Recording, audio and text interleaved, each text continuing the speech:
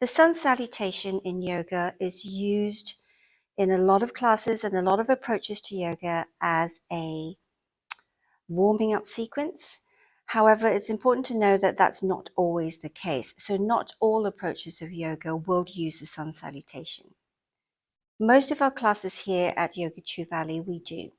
So I'm just going to run through a very basic sun salutation and then two different ways of adapting it and modifying it to suit you depending on injury, depending on how you're feeling and your ability at any given time. So the very basic sun salutation is where we stand with our feet.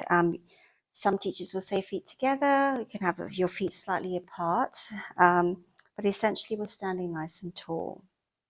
So we're very aware of our posture. Then we lift the arms high. It doesn't matter how the arms get up or how the arms come down because they can go wide. And then we come and touch the floor in a forward fold. So, it's acceptable to just bend your knees and relax your head. From here, we step back to a plank. And you can either stay on your toes to lower the body down, or you can drop to your knees, which I'm doing. And then really think about building strength as you lower the body down. Relaxing the feet, the elbows come in, and then we just squeeze the muscles of the back body to create a little back bend. So this is a little cobra. And then we release and lift our buttocks up high for a downward facing dog. From downward dog, you can step, you can lunge, you can jump. So again, different teachers will teach that differently. And then we come back into forward fold, softening your knees if you need to. And then we come up. You can come up with a rounded back, you can come up with a long back, and then we lift the arms, and then the arms come back to your side. So that would be the outline of a basic sun salutation with most of the key poses in. There will be variations by putting in twists and lots of other things as well within it, and three-legged dogs. But that was the basic that you can start with. Now, how can you modify it? So let's say I've got a shoulder injury. I'm feeling a little bit more delicate. So what I can do is perhaps take my feet a little bit wider, have a little posture check, and then I can still lift the arms. And if you have a shoulder issue, you may choose to lift the arms forwards or maybe on a diagonal as high as you can. And then coming all the way down, bending your knees as much as you need to so that you can touch the floor with your fingertips, and then you can relax your head. What we're looking for is a stretch through the back of the legs and through the back of the body. So as long as you're feeling that, that's okay. When your hands are on the floor, you can then step back and you can bring your knees down. So the hands are under the shoulders, knees are under the hips. Feel free to relax the feet. And then as they lower the body down, you can take a cat. So you're rounding the back and feeling a stretch all the way through the back. And then when they take their cobra or the back bend, you can take a little back bend here. Downward dog is there if you want to. Okay, and again, if the backs of your legs are tight and you had your knees really bent in the forward bend, then feel free to bend your knees here, because we're looking for a really high lift through the sitting bones and a long back.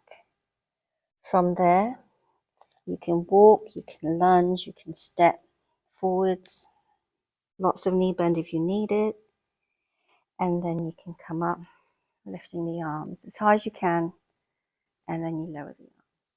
Okay, so that is one variation. Another variation, which I find sometimes the lunging is quite challenging for people. So you can start, and feel free to start at the back of the mat. I teach it this way sometimes. So you lift your arms as high as you can, and then we come down to the floor, as we did before. And just once you're there, let your head go. You can then bend your knees more and crawl your hands forwards to place your knees down. And then it's the same as before. So relax my feet. I take cat by rounding my back. And then I take cow pose here, with it, which is a little back bend. And then from there, tuck my toes, and then I start to crawl back. Okay, to here. And then I can come all the way up again and lower the arms.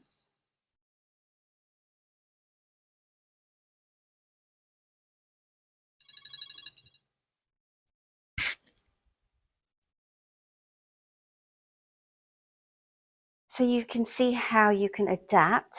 That particular sequence can be adapted to suit you depending on how you're feeling. If you're nursing any injuries or any areas of chronic pain through your body, we can still move. And so the whole aim of doing the sun salutation in a class, at the beginning of a class, generally is to get the body nice and warm and nice and lubricated and mobile. So as long as you can flow through that sequence, and making the sequence yours, adapting it along the way, and you are getting warmer with each round, then you're doing a great job. So with everything that you do, think about it. Okay, so this is the rough outline. I can't get there yet. So what I can do is adapt it in a way so that I can get from A to B, but in my own way. And you're perfectly welcome to do that here with us at the studio.